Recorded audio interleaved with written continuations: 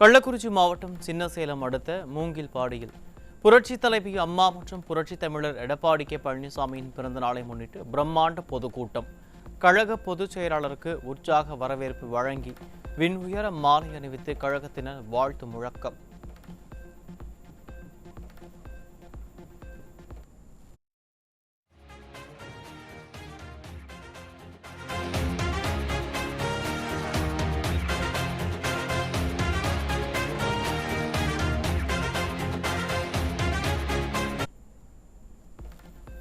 கள்ளக்குறிச்சி மாவட்டம் சின்னசேலம் அடுத்த மூங்கில்பாடியில் தமிழகத்திலேயே மிகப்பெரிய பிரம்மாண்டமான 126 அடி உயரம் கொண்ட கழக கொடியை ஏற்றி வைத்தார் அதிமுக பொதுச் செயலாளர் எடப்பாடி கே பழனிசாமி. அதிமுக மாவட்ட கழக செயலாளரும் முன்னாள் சட்டமன்ற உறுப்பினருமான ரா குமரகுரு தலைமையில் நடைபெற்ற நிகழ்ச்சியில் லட்சக்கணக்கானோர் பங்கேற்பு.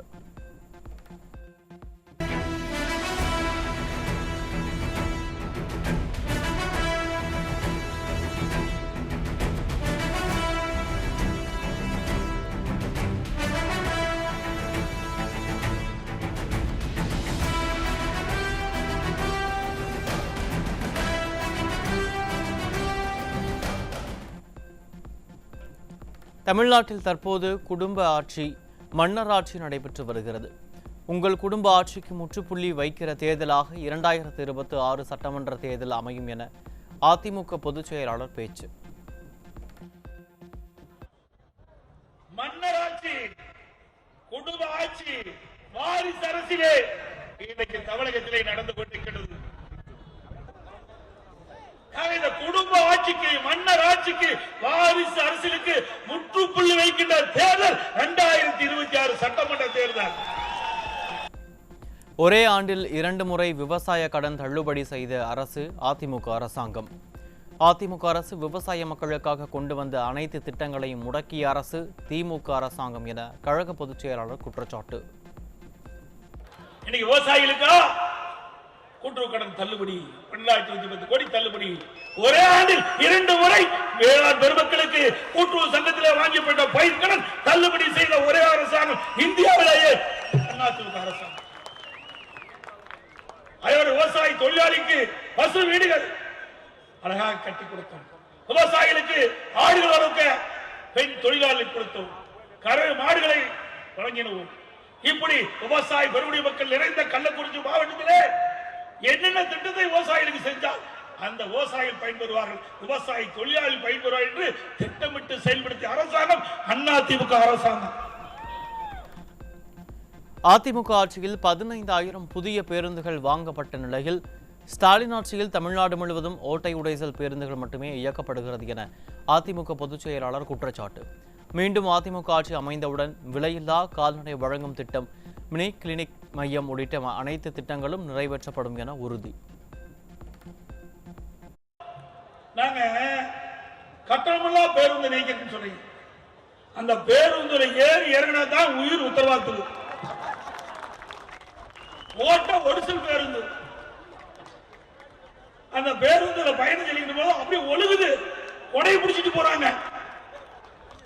நகர பேருந்துல நம்முடைய மகளிர்கள் கட்டணமில்லா பேருந்துல பயணம் செய்கின்ற பொழுது கொடையை கொண்டு போகணும் மழை காலத்துல, அப்பதான் நிலையாக கீழே இறங்க முடியும். இப்படிப்பட்ட பேருந்து இயக்குவதற்காக ஒரு ஆட்சி தேவை. அதிமுக ஆட்சி இருக்கின்ற பொழுது 15,000 புதிய பேருந்துகளை கொடுத்தோம். 15,000 புதிய பேருந்துகள். நீதான் பார்க்கணும். 3 ஆண்டுகளாக நிதி ஆயோக் கூட்டத்தை புறக்கணித்த ஸ்டாலின் இப்போது எதற்காக கூட்டத்தில் பங்கேற்றார்? தன்னுடைய குடும்ப நலனுக்காக மட்டும்தான் முதலமைச்சர் ஸ்டாலின் நிதி ஆயோக் கூட்டத்தில் பங்கேற்றுள்ளார் என அதிமுக பொதுச் செயலாளர் குற்றச்சாட்டு. திறமையற்ற முதலமைச்சரா சிந்திச்சு பாருங்க. 3 வருஷமா தொடர்ந்து போய் நிதி ஆயோக் கூட்டத்தில் போய் கலந்து கொண்டு இன்றைய சொன்ன கருத்தை அன்றைக்கு அந்த கூட்டத்திலே தெரிவிக்கப்பட்டிருந்தால் நாட்டு மக்களுக்கு தேவையான திட்டங்கள் வந்திருக்கும், நமக்கு தேவையான நிதிகள் முழுமையாக பெற்றிருக்கும், தமிழ்நாடு வளர்ச்சி பெற்றிருக்கும். அதையெல்லாம் கவலைப்படல, நாட்டு மக்களை பற்றி கவலைப்படல. இன்னைக்கு வீட்டு மக்களுக்கு பிரச்சனை வந்துடுது. டாஸ்மாக் ஊழல் விசாரணை மேற்கொண்டு விட்டார்கள். குடும்ப உறுப்பினருக்கு பாதிப்பு வந்து விடுவோம் என்று கருதி ஓடோடி போய் நிதி ஆயோக் கூட்டத்தில் கலந்து கொண்டீர்கள். நிதியை பெறுவதற்காக அல்ல, தமிழ்நாட்டு மக்களுக்கு தேவை நிதியை பெறுவதற்காக தன்னுடைய குடும்ப உறுப்பினர் நிதியை காப்பாற்றுவதற்காக திரு ஸ்டாலின் போயிருக்கிறார். 2026 அதிமுக பொதுச் செயலாளர் எடப்பாடி கே பழனிசாமி மீண்டும் முதலமைச்சராவதை எந்த கொம்பனாலும் தடுக்க முடியாது.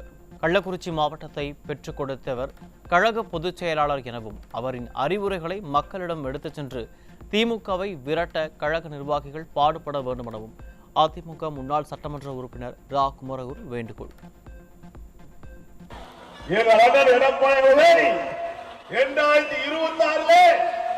தமிழ்நாட்டில் முதலமைச்சராவதை எந்த கொம்பனாலும் நிறுத்த முடியாது. எங்களுடைய இருவரும் தலைவர்கள் ஆட்சியோடு 2024 கள்ளக்குறிச்சி மாவட்டத்தை பெற்று தந்த எங்களுடைய புரட்சி தலைவர் அருமை எடப்பாடி அவர்களை தமிழ்நாட்டில் முதலமைச்சராக அமர்த்துவதற்கு இது ஒரு படி. 2026 சட்டமன்ற தேர்தலில் அதிமுக கூட்டணி தான் பலமான கூட்டணி. 2026 சட்டமன்ற தேர்தலுக்காக இன்னும் பல கூட்டணி வரப்போகிறது என்றும் அதை பார்த்து நடுங்கி போயிடுவீங்க ஸ்டாலின் எனவும் அதிமுக பொதுச் செயலாளர் பேச்சு. ஸ்டாலினை பொறுத்து பாருங்கள், அண்ணா திமுக தான் பலம் வாய்ந்த கூட்டணியாக அமையும். 2026 சட்டமன்றத்தில் ஒரு கூட்டணி அமைச்சதுக்கே அவங்களால பொறுக்க முடியல. இன்னும் பல கட்சிகள் எங்களோடு வந்து இணைகிட்ட பொழுது நடுநடுங்கி போயிருவீங்க. நானும் டெல்லிக்கு போனேன், நானும் தலைவர்தான் என்று இத்தோடு 5 முறை புலம்பி தள்ளிவிட்டீர்கள் ஸ்டாலின், போதும் என அதிமுக பொதுச் செயலாளர் விமர்சனம். நிதி ஆயோக் கூட்டத்திற்கு சென்றது தமிழ்நாட்டுக்கான நிதிக்காகவா இல்லை உங்கள் குடும்ப உறுப்பினர் நிதிக்காகவா என மக்கள் கேள்வி எழுப்புகிறார்கள். அதற்கான உண்மை பதில் என்ன எனவும் கேள்வி. உங்கள் குடும்பம் கொள்ளையடித்த பல ஆயிரம் கோடி ரூபாய்களையும் அதன் பின்னணியில் உள்ள நிதிகளையும் தம்பிகளையும் காப்பாற்றி விடலாம் என்ற நப்பாசையில்தானே பயந்து நடுங்கி டெல்லிக்கு ஓடோடி சென்றீர்கள், அதுவும் மண்ணோடு மண்ணாகி போனதாமே என அதிமுக பொதுச் செயலாளர் கடும் விமர்சனம். மத்தியில் நடப்பது காங்கிரஸ் ஆட்சி அல்ல, உங்கள் ஆட்சியின் ஊழலுக்கான தண்டனையிலிருந்து யாரும் உங்களை காப்பாற்ற முடியாது என காட்டம். எந்த ரைடை பார்த்து எனக்கு பயம், நீங்கள் குறிப்பிடும் உறவினர்கள் எனக்கு உறவினர் ஆகும் முன்னரே பல தொழில்களை செய்து வந்தவர்கள், முரண்பாடுகள் இருப்பின் முறையாக கணக்கு காட்டி அதற்கான விளக்கத்தை அளிக்கப் போகிறார்கள் என அதிமுக பொதுச் செயலாளர் எடப்பாடி கே பழனிசாமி விளக்கம். அரசியல் ரீதியாக என்னை எதிர்கொள்ள முடியாமல் இது போன்ற போலி குற்றச்சாட்டுகளை அளிப்பது வெட்கக்கேடானது எனவும் ஸ்டாலினுக்கு கண்டனம்.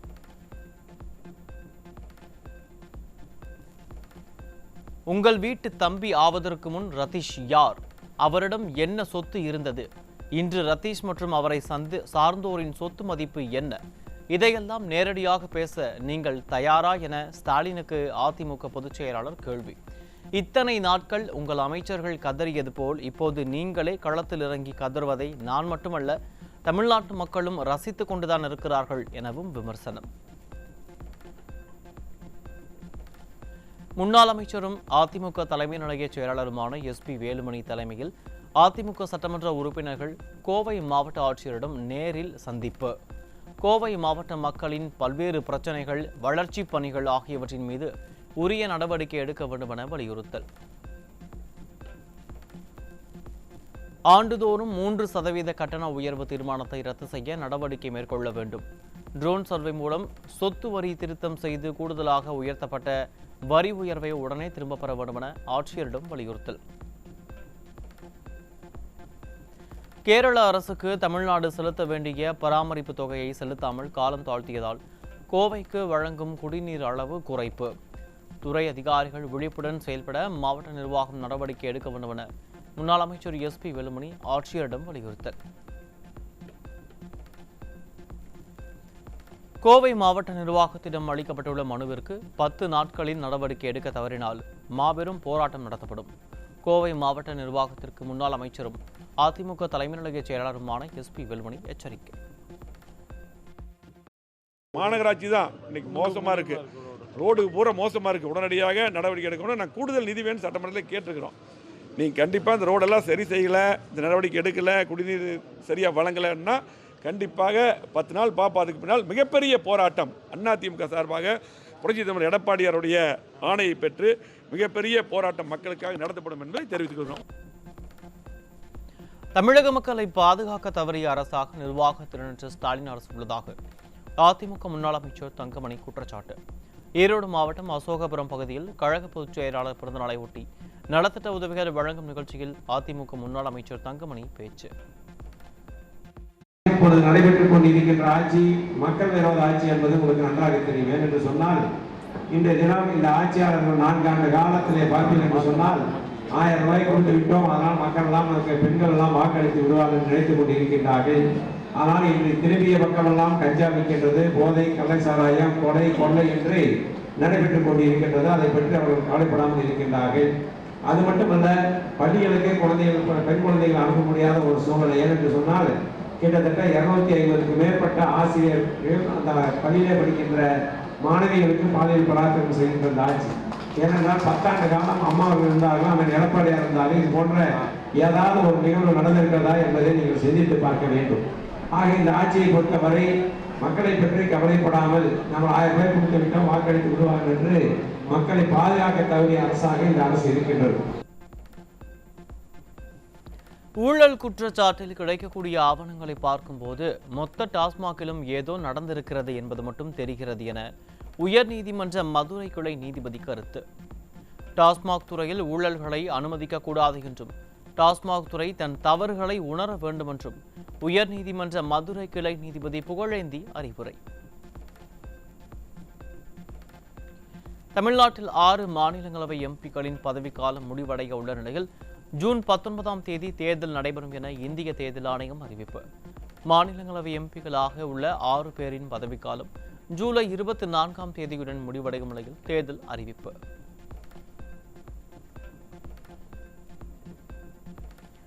மாநிலங்களவை எம்பி தேர்தலுக்கு ஜூன் 2ஆம் தேதி வேட்புமனு தாக்கல் தொடங்கும் என்றும் ஜூன் 9ஆம் தேதி முடிவடையும் என்றும் தேர்தல் ஆணையம் அறிவிப்பு. மாநிலங்களவை எம்பி தேர்தலுக்கு போட்டி இருந்தால் ஜூன் 19ஆம் தேதி காலை 9 மணி முதல் மாலை 4 மணி வரை வாக்குப்பதிவு நடைபெறும் என்றும் அறிவிப்பு. திருச்சியில் எதிர் வீட்டில் வசிக்கும் சிறுமிக்கு பாலியல் ரீதியாக தொல்லை கொடுத்த நபர் தனியார் நிறுவன மேலாளர் போக்சோவில் சிக்கினார். சிறுமிகளுக்கு எதிரான பாலியல் அத்துமீறல்கள் நாளுக்கு நாள் அதிகரித்து வரும் நிலையில் அப்பா என்ன நடவடிக்கை எடுக்கப் போகிறார் என மக்கள் கேள்வி. சென்னை அபிராமபுரத்தில் 5 வயது சிறுமிக்கு செல்போனில் ஆபாச வீடியோவை காண்பித்து பாலியல் தொல்லை கொடுத்த காவலாளி. நிர்வாக திறனற்ற ஸ்டாலின் ஆட்சியில் குழந்தைகள் முதல் பல்லு போன மூதாட்டிகள் வரை யாதுக்கும் பாதுகாப்பு இல்லாதது தினந்தோறும் நிரூபணம். காஞ்சிபுரம் மாவட்டம் சோக்கண்டி பகுதியில் கஞ்சாவற்ற 3 பேர் பிடிபட்டனர். கஞ்சா விற்பனையை தடுக்காமல் எதிர்கால சந்ததியினரை சீரழிக்கும் நோக்கத்துடன் ஸ்டாலின் அரசு செயல்படுவதாக மக்கள் குற்றச்சாட்டு. சென்னை அடுத்த திருவேற்காட்டில் இளைஞர்களின் வாழ்வை சீரழிக்க கொண்டுவரப்பட்ட 10 கிலோ கஞ்சா சிக்கியது. ஸ்டாலின் ஆட்சியில் கஞ்சா விற்பனை தலைவிரித்து ஆடுவதாக பொதுமக்கள் குற்றச்சாட்டு. இளைஞர்களின் வாழ்வை சிதைக்க கர்நாடகாவிலிருந்து ஈரோட்டிற்கு கடத்தி வரப்பட்ட 216 கிலோ குட்கா. போதை கலாச்சாரத்தை தடுக்காமல் ஸ்டாலின் அரசு மெத்தனமாக உள்ளதாக பொதுமக்கள் குற்றச்சாட்டு.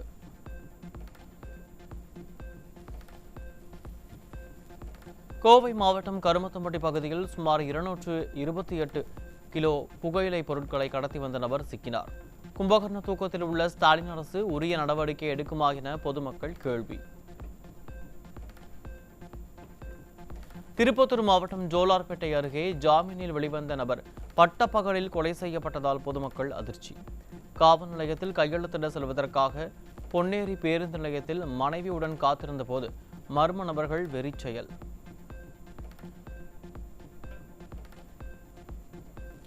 கோவை மாவட்டம் பெரியமுத்தாம்பாளையம் அருகே தலையில் கல்லை போட்டு மர்மமான முறையில் கட்டிட தொழிலாளி கொலை.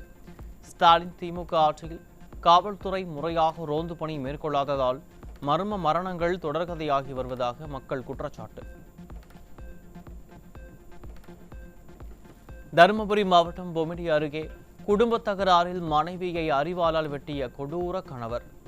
என்ன செய்தாலும் ஸ்டாலின் ஆட்சியில் எளிதில் தப்பித்து விடலாம் என்ற எண்ணம் அதிகரித்து விட்டதே தொடர் குற்ற செயல்கள் அரங்கேற காரணம் என பொதுமக்கள் ஆவேசம். தேனியில் தனியார் மில்லில் எலக்ட்ரீசியன் ஒருவர் மர்மமான முறையில் மேலிருந்து கீழே விழுந்து உயிரிழந்த நெஞ்சை பதற வைக்கும் சிசிடிவி காட்சி. மரணத்தில் சந்தேகம் இருப்பதாக கூறி உறவினர்கள் உடலை பெற மறுத்து தேனி அரசு மருத்துவக் கல்லூரி மருத்துவமனை முன்பு சாலை மறியலில் ஈடுபட்டதால் பரபரப்பு.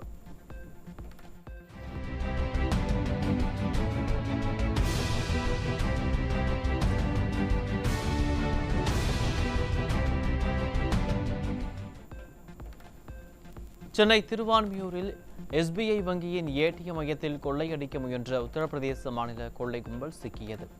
நிர்வாக திறனற்ற ஸ்டாலின் அரசின் ஏவல் துறையினர் முறையாக ரோந்து பணிகளை மேற்கொள்ளாததால் கொள்ளையர்கள் சுதந்திரமாக சுற்றித் திரிவதாக மக்கள் குற்றச்சாட்டு.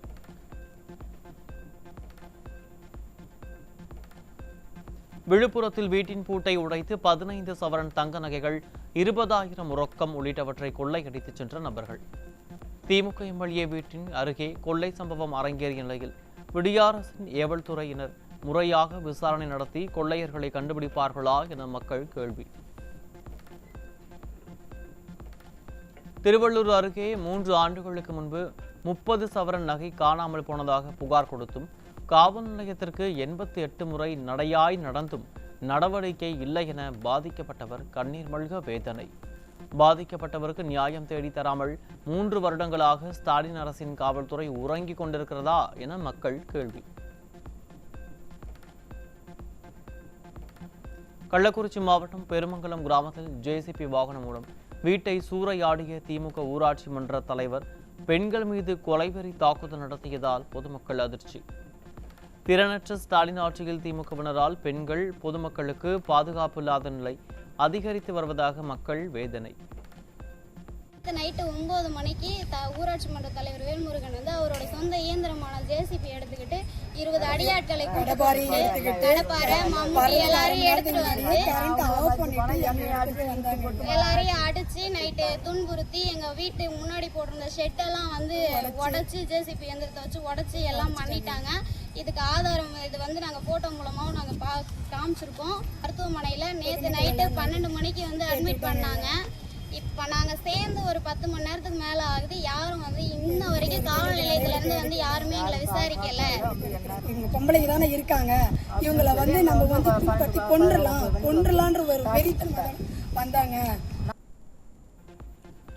முன்னாள் அமைச்சர் SP வேலுமணி தலைமையில் அதிமுக ஆட்சியில் கொண்டு வரப்பட்ட குடிநீர் ATM திட்டத்தை மறுபதிப்பு செய்யும் ஸ்டாலின் மாடல் அரசு அதிமுகவின் வெற்றிகரமான திட்டத்தை புறக்கணித்துவிட்டு இப்போது அதையே புதிய திட்டமாக காட்டுவது திமுக அரசின் இரட்டை வேடம் வெட்ட வெளிச்சம். சூறை காற்றால் சேதமான வாழை மரங்களுக்கு 2.5 ஏக்கருக்கு 17,000 ரூபாய் இழப்பீடு என அரசு நிர்ணயம் செய்துள்ளதற்கு விவசாயிகள் எதிர்ப்பு. ஏக்கர் ஒன்றுக்கு ரூபாய் 3 லட்சம் செலவிடப்பட்டுள்ள நிலையில் குறைந்தபட்சம் ஏக்கர் ஒன்றுக்கு 50,000 ரூபாய் இழப்பீடு வழங்க வேண்டும் எனவும் விவசாயிகள் வலியுறுத்தல். அரியலூர் மாவட்டத்தின் பல்வேறு பகுதிகளில் பெய்த மழை காரணமாக 20,000 ஏக்கரில் பயிரிடப்பட்டு அறுவடைக்கு தயாராக இருந்த எள், பருத்தி மற்றும் தானிய பயிர்கள் முற்றிலும் சாய்ந்து நீரில் மூழ்கி சேதமடைந்ததால் விவசாயிகள் கவலை.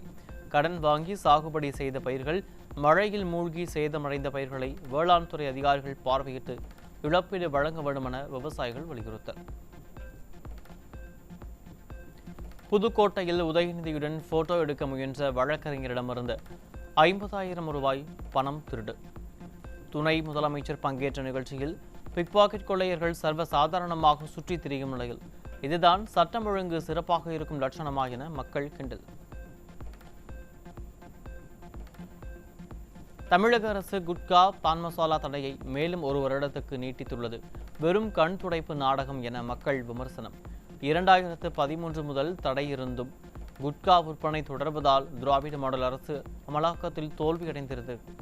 வாய்ப்புற்று நோய் அதிகரிப்பே சாட்சியாகும். கடுமையான கண்காணிப்பும் தண்டனையும் இல்லையெனில் இந்த அறிவிப்பு வெற்று வாக்குறுதியாகும் என மக்கள் விமர்சனம்.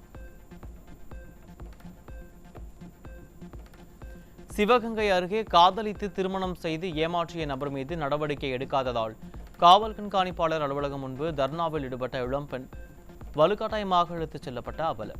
பெண்களுக்கு எதிரான குற்ற சம்பவங்கள் தொடர்ந்து அதிகரித்து வரும் நிலையில் அப்பாஸ் ஸ்டாலின் கட்டுப்பாட்டில் உள்ள காவல்துறை நடவடிக்கை எடுக்காமல் அலட்சியமாக இருப்பதாக மக்கள் விமர்சனம்.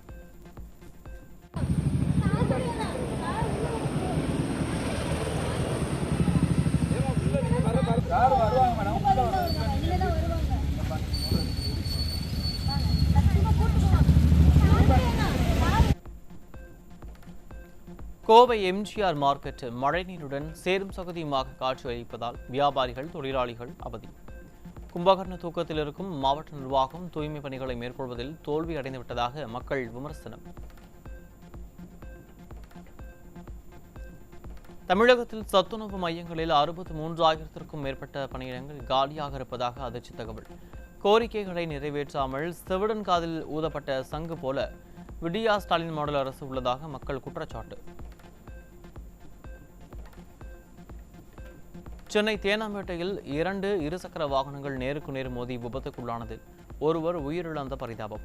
சாலை நடுவே பள்ளம் இருந்ததால் ஒதுங்கி செல்ல முயன்ற போது எதிரே வந்த இருசக்கர வாகனம் மோதி விபத்துக்குள்ளான நிலையில் சாலையில் உள்ள பள்ளங்களை கூட மாநகராட்சி ஊழியர்களால் சரி செய்ய நேரமில்லையா என மக்கள் கேள்வி.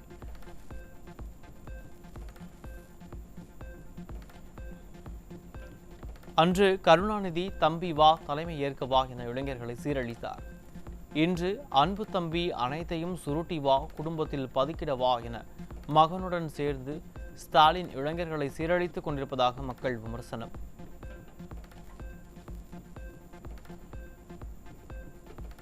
நீலகிரி மாவட்டம் உதகையில் மண் சரிவால் பாதிக்கப்பட்ட மக்களுக்கு அதிமுக சார்பில் நிவாரணம் வழங்கல். முகாம்களில் பாதிக்கப்பட்ட மக்களை சந்தித்த மாவட்ட கழக செயலாளர் கப்பச்சி வினோத் அதிமுக சார்பில் நிவாரணப் பொருட்களை வழங்கி ஆறுதல். நீலகிரி மாவட்டத்தில் மழை காரணமாக மண் சரிவு மற்றும் தடுப்பு சுவர் இடிந்ததால் 10க்கும் மேற்பட்ட குடும்பங்கள் பாதிப்பு. மழையால் பாதிக்கப்பட்டவர்களை பாதுகாப்பான இடங்களில் தங்க வைத்து நிவாரணம் வழங்க விடிய அரசுக்கு மக்கள் வலியுறுத்தல். திருச்சி மாவட்டம் மணப்பாறை அருகே மின்சாரம் தாக்கி பள்ளி மாணவன் உயிரிழப்பு. தோட்டத்தில் தண்ணீர் பாய்ச்சுவதற்காக மோட்டாரை இயக்கிய போது நேர்ந்த சோகம். தேனி மாவட்டம் போடி அருகே 2 இளைஞர்களின் உயிரை பறித்த அதிவேக இருசக்கர வாகன பயணம். ஸ்டாலின் ஆட்சியில் ஹெல்மெட் அணியாமல் அஜாக்கிரதையாக சுற்றுப்பவர்கள் மீது போக்குவரத்து காவலர்கள் முறையாக நடவடிக்கை எடுப்பதே இல்லை என மக்கள் குற்றச்சாட்டு.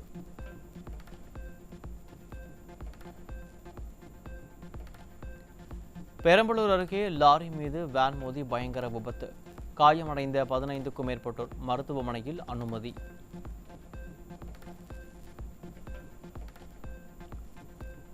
திருப்பத்தூர் மாவட்டம் ஆம்பூர் அருகே சாலையில் சென்று கொண்டிருந்த கார் மீது மோதாமல் இருக்க ஓட்டுநர் காரை திருப்பிய போது நேர்ந்த விபத்து.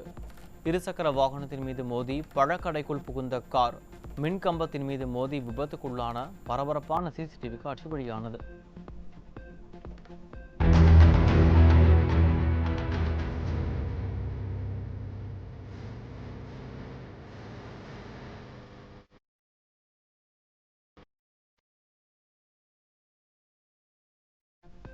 சிவகங்கை மாவட்டம் திருப்பத்தூர் அருகே மல்லாக்கோட்டை கல்குவாரி பாறைகள் சரிந்த விபத்தில் 6 பேர் பலியான சோகம்.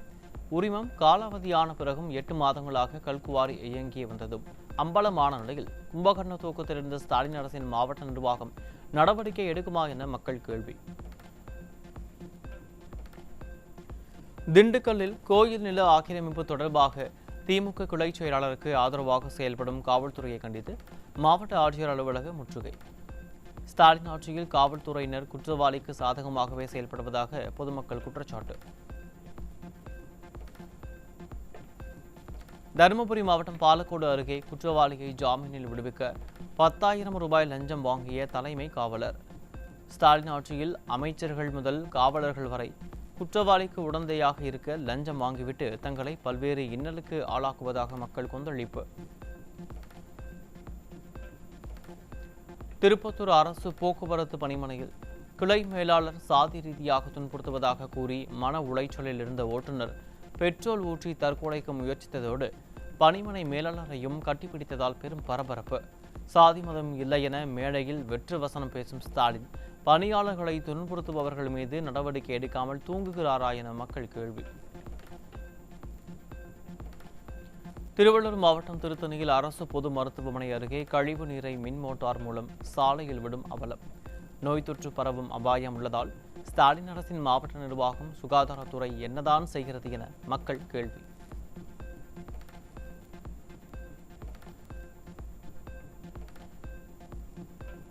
மதுரையில் பார்வையற்ற மாற்றுத்திறனாளிகளுக்கான உதவித்தொகை உத்தரவு வழங்கப்பட்டு 2 ஆண்டுகளாகியும் வருவாய்த்துறை சமூக பாதுகாப்பு திட்டத்திற்கான நிதி இல்லை என கூறி மாவட்ட ஆட்சியர் அலுவலகத்தில் மாற்றுத்திறனாளி அடைக்கழிப்பு. ஸ்டாலின் ஆட்சியில் மாற்றுத்திறனாளிகளுக்கு கூட நிதி உதவி முறையாக வழங்கப்படவில்லை என பொதுமக்கள் குற்றச்சாட்டு. மதுரையில் அரசு சார்பில் முழுமையாக சுற்றுலா தலமாக அறிவிக்கப்படாத இடத்தை யூடியூபர்ஸ் தங்களது சுய லாபத்திற்காக வெளியிட்ட வீடியோ. செல்ஃபி மோகத்தால் அத்துமீறி கூட்டமாக குழந்தைகளுடன் குவியும் மக்களுக்கு அசம்பாவிதம் ஏற்படும் அபாயம் உள்ளதால் மாவட்ட நிர்வாகம் நடவடிக்கை எடுக்க வேண்டும் என வலியுறுத்தல்.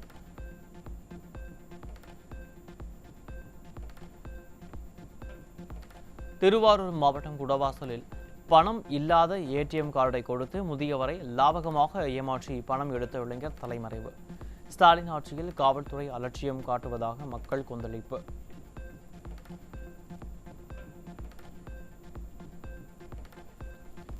மும்பை அணியை வீழ்த்தி அபார வெற்றி பெற்ற பஞ்சாப் அணி முதலிடத்தை பிடித்தது. முதலிடத்திற்கு செல்ல வாய்ப்பிருந்தும் மும்பை அணி கோட்டை விட்டதால் ரசிகர்கள் அதிருப்தி.